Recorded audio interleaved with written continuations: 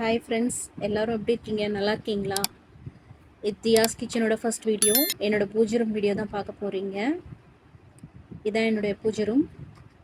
இதோட ஃபஸ்ட்டு ரேக்கில் வந்து பார்த்தீங்கன்னா பெருமாள் வச்சுருப்பேன், தாயார், வராகி அம்மன் அவங்கெல்லாம் வச்சுருப்பேன். அப்படியே விநாயகர், சிவலிங்கம், அது வந்து மரகத லிங்கம் நீங்கள் பார்த்துட்ருக்கிறது.